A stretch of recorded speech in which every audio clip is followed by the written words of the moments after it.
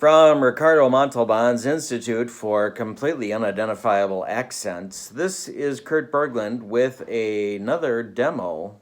This is part 2 of a demo for Baseball Classics, the revised version of the game. Today, I'm going to take you through a few innings of how to play the Baseball Classics game, and to do so, we're going to use the intermediate rules with the premium player cards. There's a lot of different ways you can go about Baseball Classics, but I'm going to kind of shoot for the middle, and we're going to use the premium player cards with the lefty-righty splits and the intermediate rules so that you get a sense of what those are like. What that means, most importantly, is that there is not individual fielding.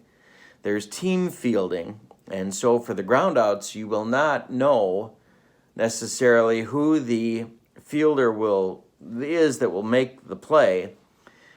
We do a team error check on groundouts and fly balls when those are necessary. However, everything else will be pretty much, and without field, because we need to know the arms, there's a way to determine that. But for the purposes of what we're going to do in our demo here with premium cards and the intermediate rules, the two teams we're using are the 1974 Oakland A's at the 1973 New York Mets. So it's sort of a replay of that World Series, although we're only going to do about 3 innings of this one to give you a flavor for what Baseball Classics is like. All right, I got my charts ready, got my cards ready, we got our lineups ready. We've done the team ratings for the fielding. The team defense is a 21 for Oakland, and it's an 18, so it's slightly better for the Mets. I'll go through the lineups, and then we'll start rolling. Let's go. All right, for the visiting Oakland A's from 1974, it's Billy North leading off in center field. Bert Campaneris bats second at shortstop. Sal Bando bats third at third base. Reggie Jackson bats fourth in right field. Joe Rudy bats fifth in left field. Gene Tennis bats sixth and plays first base. Ray Fosse bats seventh and does the catching. And Dick Green bats eighth and plays second base. Jim Catfish Hunter is our pitcher. He gets a batting card of a number 1. And we are ready to go with Oakland. For the Mets, Wayne Garrett leads off at third base. Felix Mian bats second at second base. Rusty Staub bats third in right field. Cleon Jones bats fourth in left field. John Milner bats fifth at first base. Jerry Grody bats sixth at catcher. Don Hahn bats seventh and plays center field. Bud Harrelson bats eighth and plays shortstop. And Tom Seaver's on the mound. He gets a hitting card of a number 3. All right, so Seaver takes the mound. There's his card. Lefty-righty splits, we ignore this part of the card because we're using lefty-righty splits. So this is his column versus left-handed batters. This is his column versus right-handed batters. Red outcomes are outs. Blue outcomes are strikeouts. Green outcomes are hits. And yellow outcomes are walks. So we'll get more specific as we get into that. And here comes the A's batting order, and we are ready to roll. We use 3 D6s for this game, but we need to have different colors. So we're going to use 2 purple and 1 red to make it really gaudy and odd looking. All right, so here we go. Billy North leads off, and we have a 6. All right. Oh, wait. And we need our binary die. We forgot the binary die. The binary die is a 0 or a 1. That tells us which card we look at. It's a 0. That's the pitcher's card. So we go with a 0 on the pitcher's card for the pitcher's card. If it was a 1, it goes to the batter's card. The 1 looks like a baseball bat, so that tells you that he's hitting. And the 0 looks like a ball, so that tells you he's pitching. I don't know. That's how I try and remember it. So it's 0 on the pitcher's card. So we go there, and then we add these. So it's a 6. Now, Billy North is a switch hitter. So he's batting lefty against Seaver, and a 6 is a ground out star or asterisk. So we're just going to put GO If there were a runner on base, the asterisk means the runner would move up, but there's not, and we're underway. We're underway in the first. Bert Campaneris comes up. We're going to roll our 4 dice. It's a 1, which tells us it's on the batter's card. Then we add 6, 3, and 4 to make 13. And it's yellow, so that tells us it's a walk. We're looking in the versus right-handed pitcher. Yellow is a walk, so Campaneris is aboard. We'll do a stolen base now. First thing we do is to look at the catcher's throwing arm. He is green. Jerry Grody is green. And now we're going to look at the steal rating.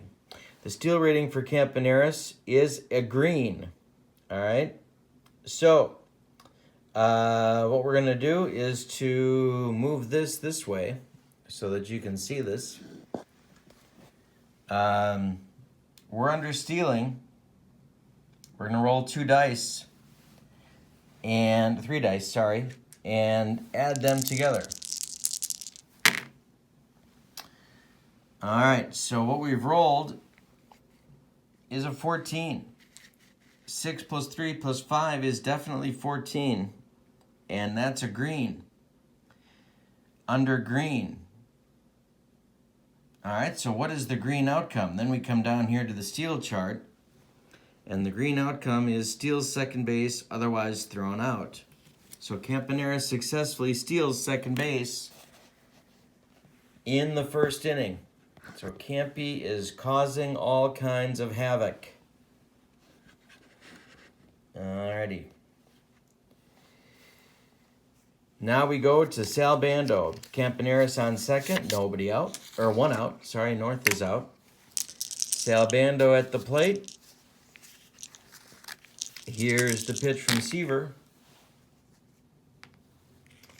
0 tells us it's on Seaver's card. A 7 is the result. Bando's a right-handed batter, so it's a ground out. This is a fielder's choice, but it's not a fielder's choice because Campaneris is on second base. So Bando grounds out. Campaneris goes to third. Campaneris holds. My mistake. Campaneris holds at second, and now it's Reggie Jackson with 2 outs. If we roll a 3, 4, 11, or 12, then we do an error check. But we haven't rolled those yet until right now. 0 tells us it's on Seaver's card. 12 tells us it's a pop out for Reggie. But we need to do an error check. So we re-roll.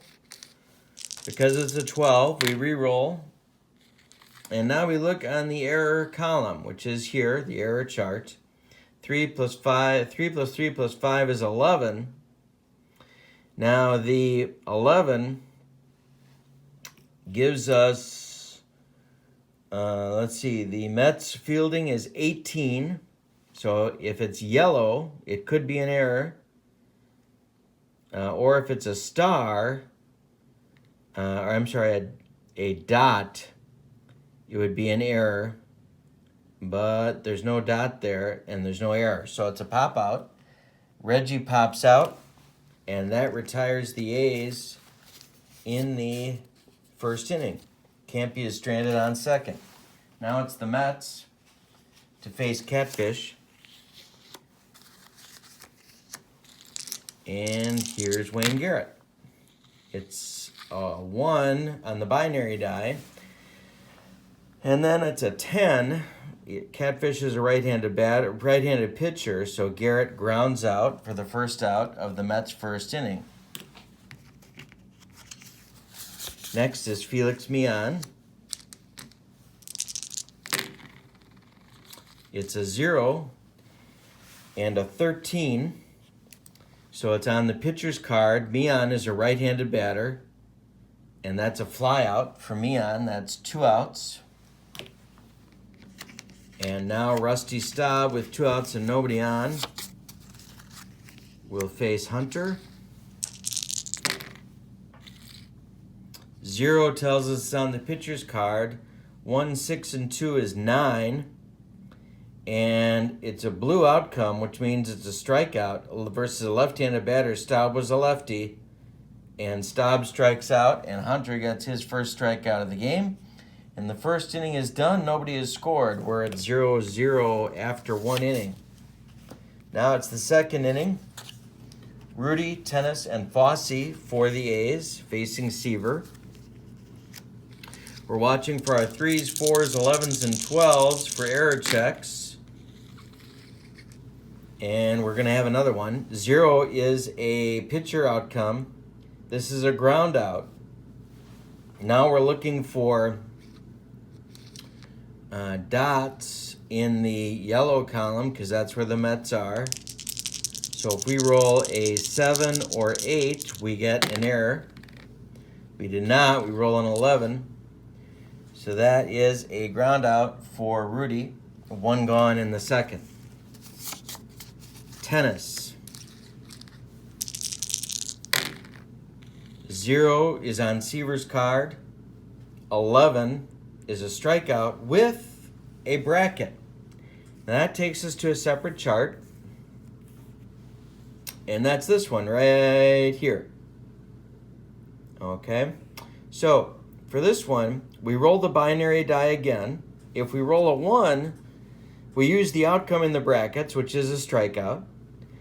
Otherwise, we change the batter result as follows. So the strikeout could become a line out if I roll a 0. It doesn't because I rolled a 1, and so the strikeout holds. Tennis struck out, and that's how you handle the bracket results on pitchers and batter cards. Next is Ray Fossey.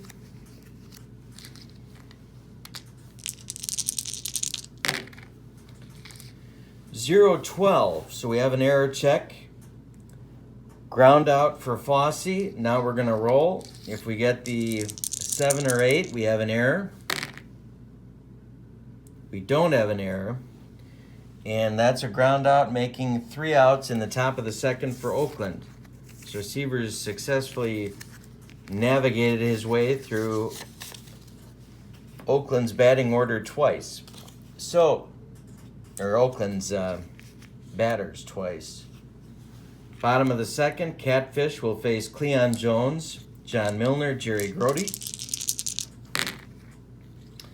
It's a 1, which tells us is on Jones's card. 6 plus 2 plus 4 is 12. We have a right-handed pitcher, so it's a fly out, but it's a bracket. So we got to check. We're going to re-roll. It's a 0, which tells us we change it. So this is a flyout, which goes from a possible sacrifice fly to where you cannot advance on a sacrifice fly. And so that's a flyout. That's where the double brackets come into play. And there's 1 gone in the Mets' second. Now it's John Milner, the hammer, to face Hunter. 0 is on the pitcher's card. 4 plus 2 plus 5 is 11. So we have an error check. This is a pop-out. The Oakland error column is the blue column, which is this one. So any dots you see there are potential errors. 8, 14, or 16 are errors. It's a 9, it's not an error. This would then tell us, this chart would tell us how many bases they get. All right, so 2 outs now, and it's Grody. Nobody aboard. Catfish doing a nice job against the Mets attack.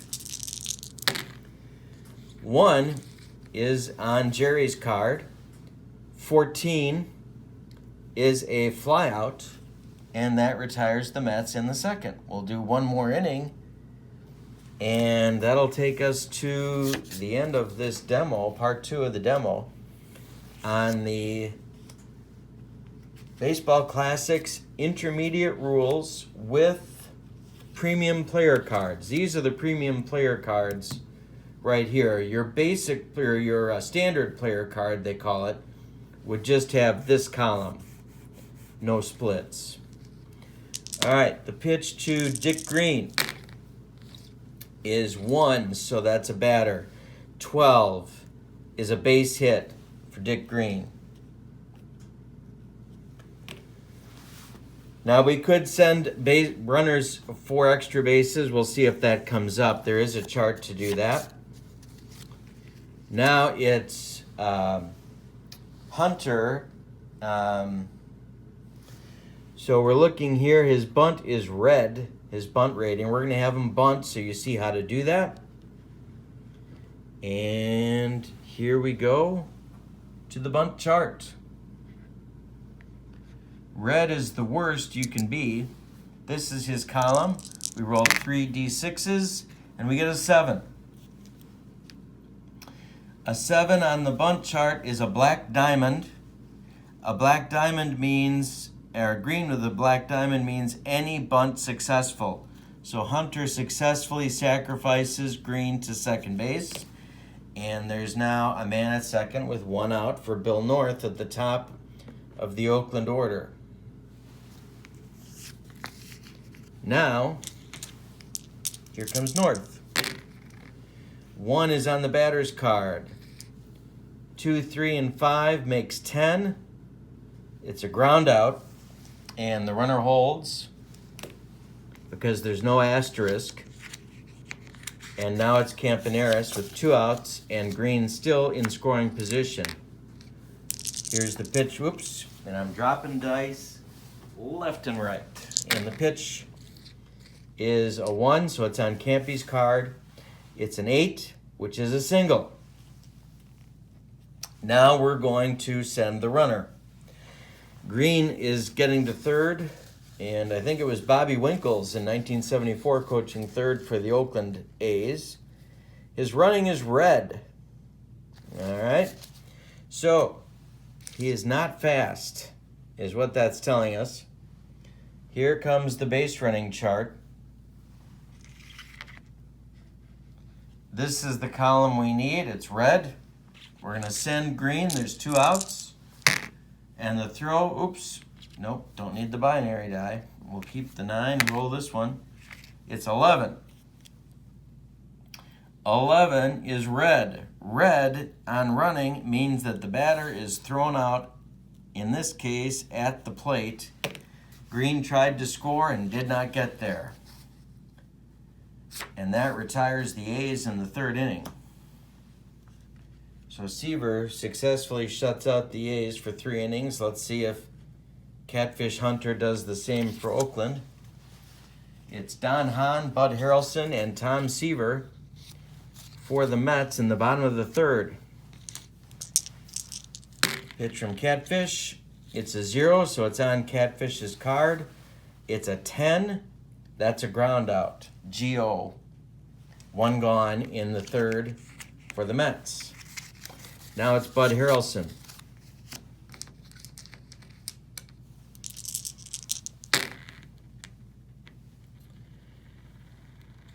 It's a 10, and that's also a ground out. Bud's a left-handed batter. It's a ground out on Hunter's card, 2 gone. And now we look at Seaver's card. His batting card is a 3. This is a 1. So it's on Seaver's card, and that's a 7. He's facing a right-handed pitcher, and that's a pop-out. And that retires the Mets in the 3rd and concludes the demo. So what we have is Baseball Classics, premium cards with the lefty-righty splits, intermediate rules. I've showed you the charts. We did a sacrifice bunt. We did a steal attempt. We tried to advance an extra base. We've done several error checks. We've also looked at the outcomes for the bracket results.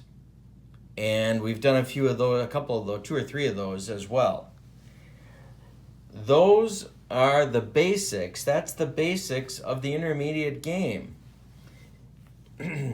So, along with the lefty-righty splits, most of your results are found on the player cards.